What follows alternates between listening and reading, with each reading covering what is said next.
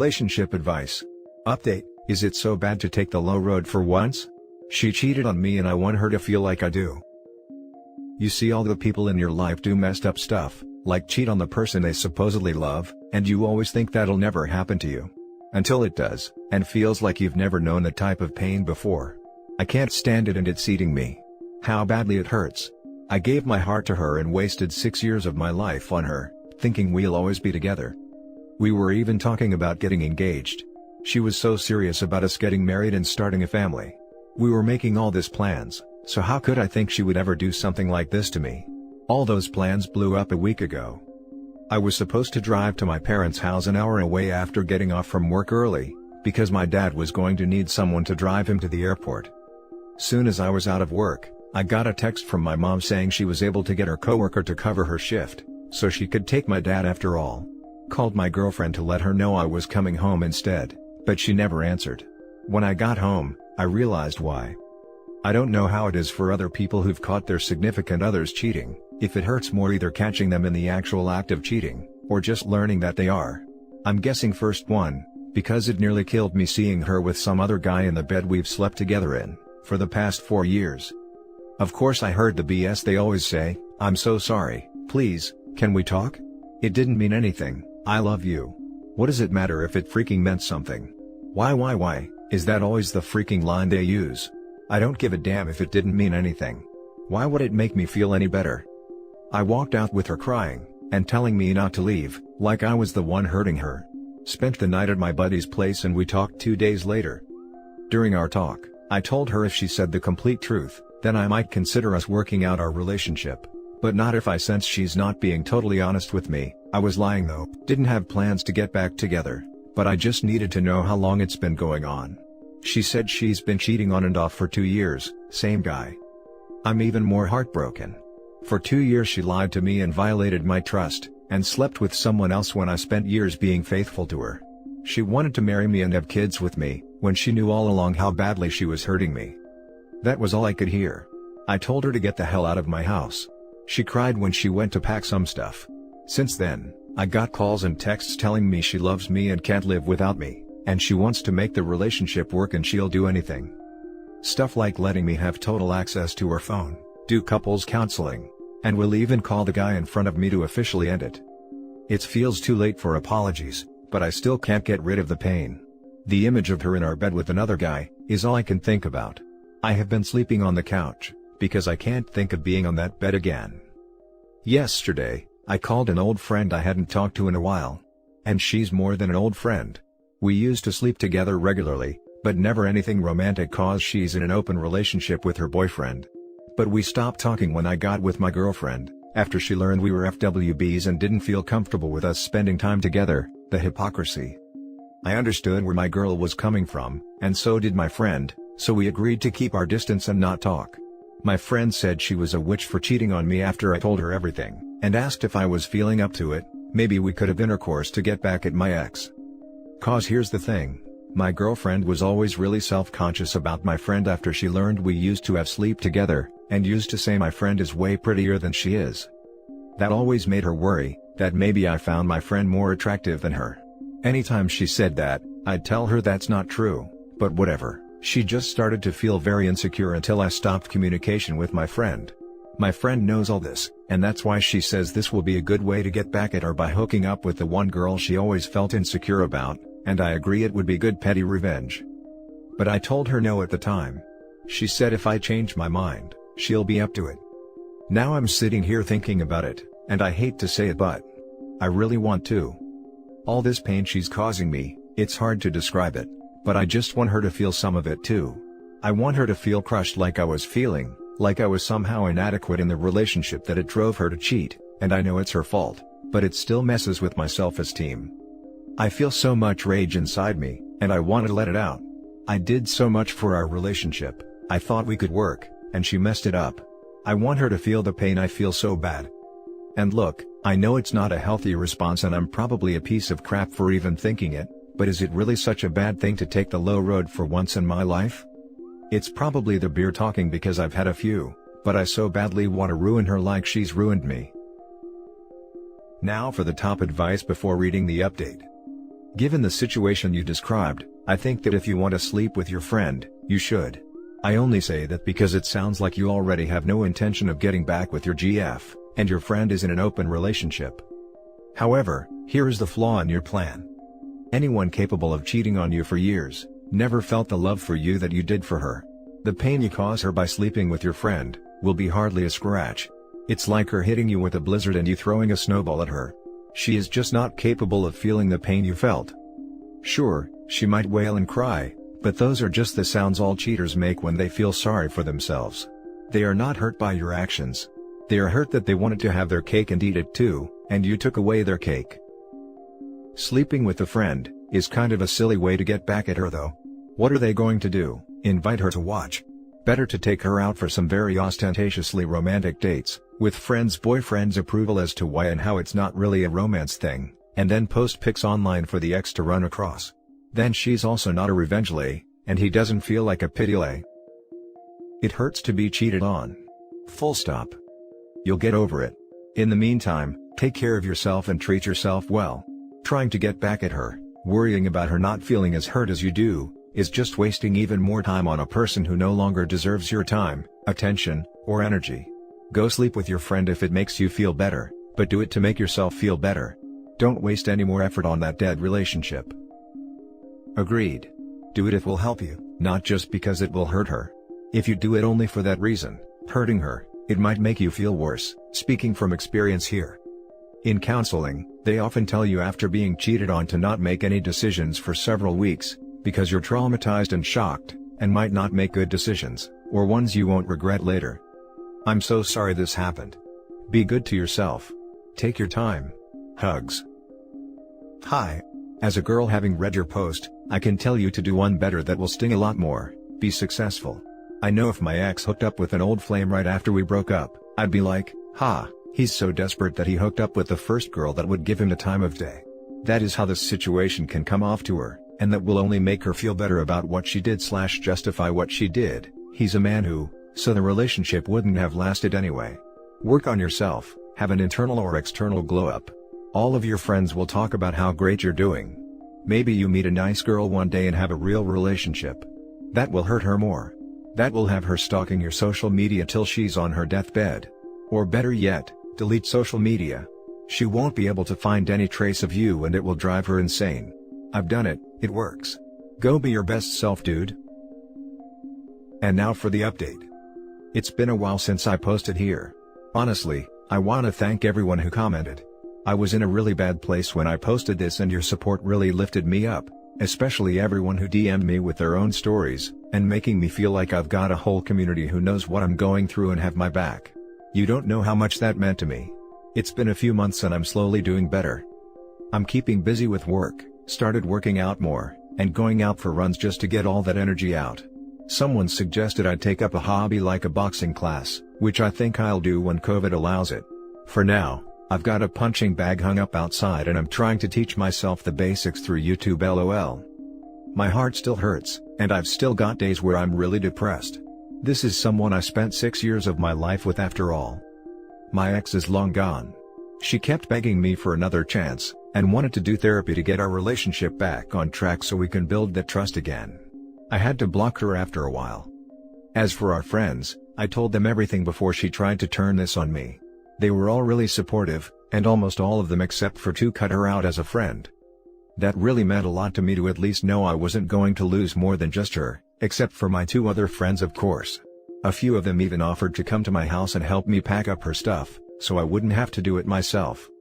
We threw out my old bed and I was finally able to sleep in my room again after staying on the couch for weeks, because I couldn't stand to sleep where she cheated on me. I did have to rearrange everything in my room to be more comfortable. I don't know why, but it helped knowing nothing is where it was before.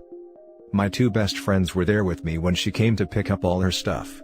It was in a way satisfying to watch her load everything in her car all by herself, while we just watched her and had some beers. We definitely got messed up that night just to help me forget about her, and celebrate my ex officially being out of my life. As for my ex FWB, the one who offered to have sex with me and make sure my ex found out about it, I didn't end up doing that. Like some of you said, wasn't worth spending my time and energy like that.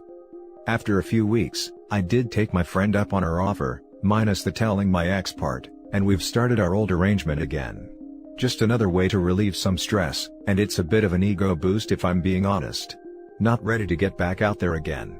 So this is good for now. That's all I have right now. My life ain't perfect, but I've been trying to slowly build things back up. I hate to say that I still miss her, but I know that'll eventually go away. The pain has started to after all, so I have hope. Thanks again for all your support and love, you guys really made my night when I first posted. Now for some comments. Congrats man, just keep doing what you're doing. This time next year it'll be a distant memory and a blessing in disguise. You're a single man with a regular F-buddy and some good friends, seems like you're well on your way to feeling damn good.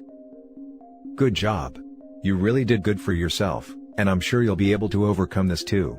Best wishes towards the grief of loss and lives numbing, and a new, better love on the way. Thanks. Definitely doing a lot better than I was a few months ago, but still got ways to go. Now for the last story. Fiancé of 4+ years caught doing crystals, cheating, and trying to pin a baby on me. New to Reddit, but thought it would help to write down what happened to me. Our story begins in spring of 2016, when I, currently 20 male, met a girl we'll call Rosie, currently 19 female. Well, me and Rosie immediately hit it off and began dating. Rosie was a shy and kind girl, but she had her demons. One thing that was bad about her is that, she always let the people around her influence her decisions. She also immediately became extremely jealous and forbid me from hanging out with female friends and going out to parties, unless I was with family. I said fine, but that I expected the same from her. Honestly, looking back, the relationship became toxic pretty quickly. Her jealous nature and possessiveness eventually made me become the same way. Eventually, it led to worse things down the line. I always tried to understand her because her father abandoned her family. And her mother, brother, and grandma were all abusive towards her. Most of our relationship was long distance, since I'm originally from Mexico but work in the US, but we would text/call/video chat every single day for hours and hours. I went to visit her as frequently as possible, and we even lost our first time together. The whole time we were together, she always only wanted two things: to get out of her house, and a baby. We had our normal ups and downs as in any couple, and so we dated and remained strong year after year. Cut forward to about July 2020, and we are still in a somewhat toxic relationship. By this point, she had really changed me as a person. I became more cold and uncaring, since before when I was more sweet, she took advantage of me and would verbally abuse me. By this point, I had also become more aggressive and intense with her. I had been in the US for a while, saving up money so I could be with Rosie, move in together and start a life together. One day, while we're talking on the phone as usual, she mentions that she wants to start working at a new place, greenhouses/farming place. However, I say no, because that place is infamous for how toxic it is. Most of the people who work there are young, but involved in gangs, and are substance addicts/alcoholics. Pretty much everyone who goes there, ends up badly. How do I know? Because I have family members that worked there, and came out addicts, alcoholics, pregnant, or all three. Well, she said fine, I won't go, and that was that. Over the next several months, I noticed several changes in her schedule, her appearance, behavior, mannerisms, etc. Some days, she would take forever to answer messages in which she used to answer quickly. She would reject all my calls. Tell me she couldn't talk right now. She always had an excuse for everything. She would specifically tell me she needed to go at 8 p.m. every single night on the dot to quote, take a shower and take some medication, and would get aggressive if I didn't want her to leave yet. She began receiving strange friend requests on her social media, including one from a guy that seemed off. She was never the type of girl to want to add guys to her social media, but she was really insistent on adding this one guy in particular. I asked why, and she said, because my mom says that he might be my cousin. It was a lie, but we'll get to that. She became very distant over time. Over all these months, I asked repeatedly what was going on and to just come clean, but she never did. Cut forward to last week, and I find out the horrible truth from some family members/friends. In July, she did start working there behind my back, but that's just the beginning. In August, she began hanging out with the wrong crowd. In September, she started talking to a guy we'll call Tony. Yup, you guessed it, Tony is the guy from the friend request. Tony is a huge addict, and his family with local deal lord. How do I know? because at the time, he was dating one of my cousins who he also got addicted to D's. Well, I'm not sure of exactly when, but around that time, Rosie began using crystal, as well as other substances, probably influenced by Tony. She created hidden social media accounts, and began using a secondary phone so she could text/talk to Tony without me knowing about it. In October, Rosie began cheating on me with Tony, and Tony began cheating on my cousin with Rosie. I knew something had happened because 3 Fridays in a row, Rosie completely disappeared and ghosted me, with the excuse of visiting family, but in reality, she was more than likely getting high and drunk with Tony and her friends. Throughout November and December, she would randomly disappear some days, and ignore my calls and texts. By this point, I had become paranoid because I knew something was happening, but she always had an excuse and made me feel like I was crazy. I became depressed and more aggressive towards her because I knew she was lying, but she always denied everything, and said I saw things where there wasn't anything. But in reality, she had more than likely become Tony's new personal ex-toy. He would get her drunk and high then have his way with her, which he had done to many girls before her. The last 6 months of my life were a complete lie, and filled with manipulation. At least since October, every day she would get high, drunk, make out with Tony, and at night she would text/call/video chat with me. Sometimes while literally being there together with Tony, probably laughing at me. I know now for a fact she was with Tony sometimes when she was texting/talking to me on the phone. Sometimes she would be outside her house talking, making out, and getting touched by Tony, then would walk inside to video chat/call me. I also know she would sneak out of her house with the excuse of going to hang out with friends, but in reality, she was going with Tony, more than likely to get high and have sex. She also more than likely snuck him into her house to have sex with him, since her mom always got home later than she did, and she had snuck me in the past. A few times, I literally heard when they would tell her someone was looking for her, and when I asked who it was she would say, "Oh, it was just some lady." No, it was Tony, and she would probably just tell him to wait a little while she talked to me. The entire time I would constantly ask what was wrong, because I could see something was wrong. She was getting skinnier and skinnier, and her mannerisms and body language changed. She began dressing more and more revealing. Before then, she had always dressed modestly. She would complain about being tired and sore, probably from being intimate with Tony. Sometimes when we video chatted her pupils would be dilated. A lot of days, she just seemed out of it, and would say it was because she was sleepy. She would complain about headaches and stomach pains which were probably caused by her substance use. The list goes on. I told her on several occasions, if she wanted to be with another guy, to just tell me honestly. I asked her point blank if she was having sex with another guy.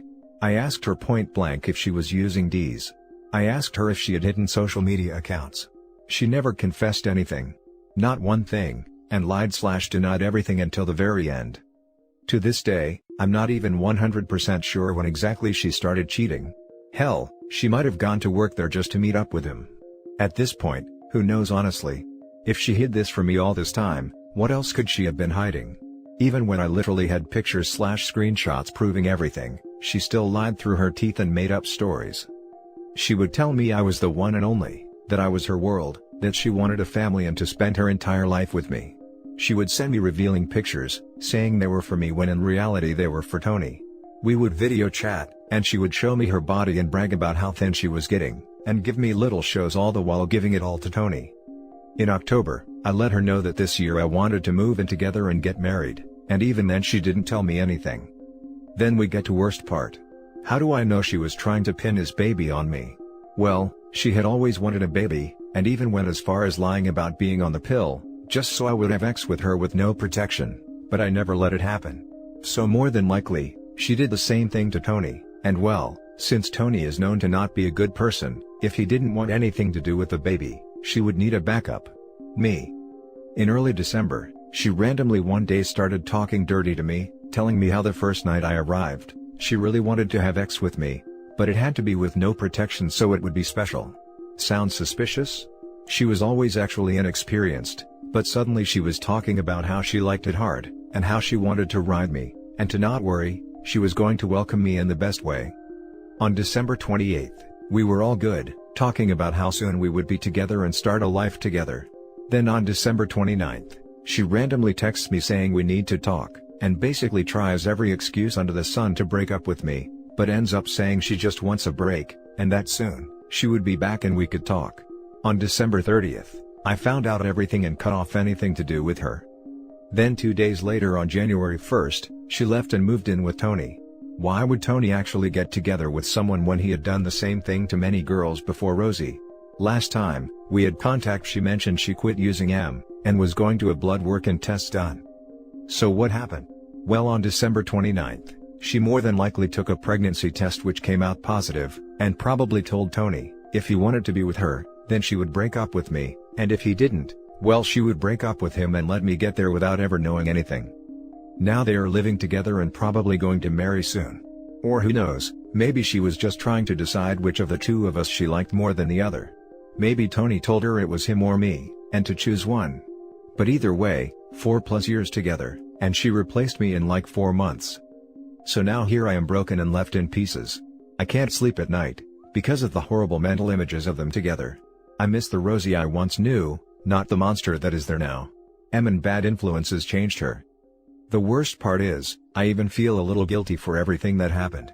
In late September I had a chance to go to Mexico with one of my brothers, but I didn't go because I thought I needed more money. Plus, I thought, she waited on me this long, 3 more months is nothing. Perhaps if I had gotten there at that point, I could have prevented the cheating, and maybe gotten there in time to prevent her from actually getting addicted. I know I left her alone down there for a long time, but it's not like I wasn't there every day texting, calling, video chatting with her. There is no excuse for her terrible behavior or terrible life choices. I know at the end of the day, she's still a monster and she made all those choices herself, and she could have chosen to walk a straight path, confessed everything, or at least break up with me before starting to really cheat, but still I find myself wishing I could go back and go to Mexico then. She waited faithfully for years, but she couldn't wait a few more months? There are no excuses for what she put me through. I have thought about self-ending on several occasions, but I know it's only a matter of time before she collapses. She always had health issues, so I can only imagine what the substances are doing to her body. That's not even mentioning the people she got involved with. I'm on antidepressants and sleeping medication, and I start therapy on Monday. Now for the top advice. You told what would happen if she went there, remind when Tony cheats on her, leaves her, and then comes knocking on your door with baby in hand. That's the funny thing. I literally told her exactly what would happen if she went there, and she said no, that she isn't that type of girl. But look at what happened. And she ain't getting crap from me ever. You have no idea how much better off you are. I know you are feeling bad, but think about this, that baby is screwed. She going to be a crack baby, and her mom is the definition of a crack who. It sucks what this do to people, but you warned her and she chose this path in her life. Forget about her, it was most likely going to end up a dumpster fire eventually. Daddy problems and an abusive upbringing is not your role to fix. The issue with mental disorders brought on by trauma is that, while they are not at fault for the trauma, however, it certainly is their fault if they don't get help. She doesn't want your help, and is a lost cause. Go forward with your life and leave her behind. And don't worry about Tony, he's already a loser. One of these days, he will be found in a ditch. That's just how these things go. Trust me, I know. I grew up in a rough place, and once you get into that life, especially down in Mexico, there is only one way out. Death. Either by OD, complications, health issues, gang violence, police mistreatment, etc. She chose her path, no one forced her to do anything. She made her choices. If you have any close friends/family, reach out to them. There's nothing more you could have done. You warned her about that job, and she did it anyway, behind your back. From then on, the version of her you miss now, was gone. Yes. I thankfully have a very supportive family that has helped me cope in this situation. As for her, I couldn't care less what happened to her. She endangered her life, as well as mine, by getting involved with that type of people. And that's it for this video guys. If you have thoughts to share, leave a comment below. Don't forget to hit like and subscribe if you like this content. I'll catch you in the next one. Good day everyone.